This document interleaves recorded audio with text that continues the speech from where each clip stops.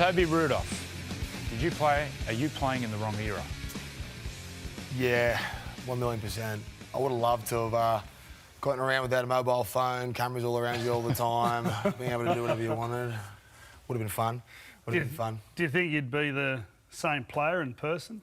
I'm not too sure. I reckon, I think it would have been. I think it would have been probably even more so to an extent. As to the player I would have been, geez, I don't know if I would have made it as a professional first grader, but would have loved to have tried, that's for sure. The funny thing is we all jump up and down. We need more characters in the game. We've got yourself, we've got Brendan Smith, Victor, Munster.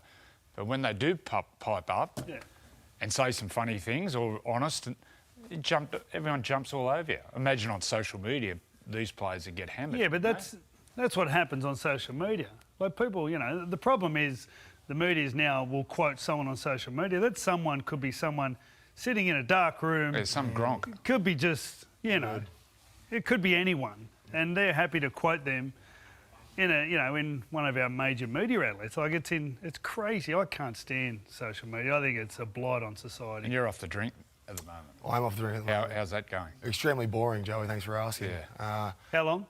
Well, look, I'm off the drink, but if we have a big team event, I'm not going to miss out on the whole team drinking, because then you sort of miss out on bonding, getting closer with your teammates and all that sort of stuff, talking about Good excuse. eras in the past. Thank you very much. I thought it was. Gus, back in our day when we were all together at Origin, who would you have roomed Toby with? Or who would you not have roomed Toby with? Two good questions. Yeah, I wouldn't have put him with Brett Mullins.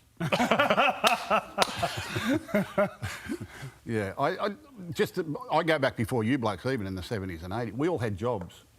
We all worked for a living and trained in the evenings, Tuesday, Thursday nights, Saturday mornings. You were seen as professional because you got up early Saturday morning, went to training. We all played on Sundays. How would you have gone combining a job with a professional football career? Well, I did do it for, about 4 years of semi-professional football. So when I was in the under-20s, I was a labourer. I was a rubbish removal driver. And then when I went to Queensland Cup, I had 3 different jobs. I was landscaper for a month before the work ran out, thank goodness, because it was way too hard. For 1 month, I was a door-to-door salesman for Hello Fresh. That was awful, wearing an apron in 40-degree heat. And then I was a truck driver for 6 months, which was actually a really good job, worked well with footy. So, you know what, I lived the life, and you sort of get a bit of, it makes you appreciate the footy more when I was doing that. I'd go to work for 8 hours, get up at 4:30, drive my truck all around the place, and then I'd get to training with your mates, and you're sort of in that environment where you're more comfortable, and you're working towards a goal after just slogging out a 8, 10, 12-hour day, and it makes you sort of just appreciate the game more. I think I would have been fine. I've done it in the past, and don't get me wrong, it's pretty good the way we have it now, and I can't even call it work, but it's one of the great cliches in games with people talking about behaviour with players is you're supposed to be a role model. Yeah. How does that sit with you? So being a role model, what does that mean? Well, in the simplest of terms, it just means being someone that people should look up to, and being an example for the youth that follow our game. How does it sit with me? I don't love it, to be honest. When I was watching the game when I was 8 years old, I watched the footy show with Sterlo, Fatty, Chief, and Matty, and there was Bring Back the Biff. There was Reg Reagan. I'm not. Reg, that was Gary Johns. Gary Johns, beg your pardon. Sorry, you're old man. Yeah. So look, I used to watch guys like that. I used to cack myself laughing. Reg Reagan, Bring Back the Biff, and I'd never throw a punch in a game. Not just because the rules are that way inclined, but because it's just not in me that much.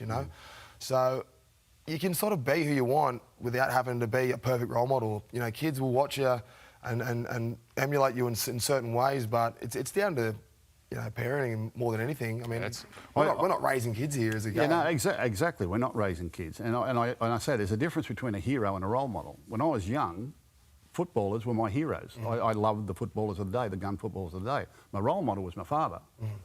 Parents are the ones that should be raising kids. So who was your heroes growing up as footballers, and did you see them as role models or just someone who wanted to make you play football? No, it was just heroes. I said before, Freddie was definitely an idol, and Minicello was one as well. Like I could name through the whole Roosters side, to be honest. And all I wanted to do was play for the Roosters, and all I wanted to do was be a professional rugby league player. Every single birthday since I was 6 years old until I was 24, I'd wish to be an NRL player. That was all I ever wanted to do. And watching the game, watching you blokes play was just wanting to make me. It didn't make me want to be a better person. It wanted to make me play football.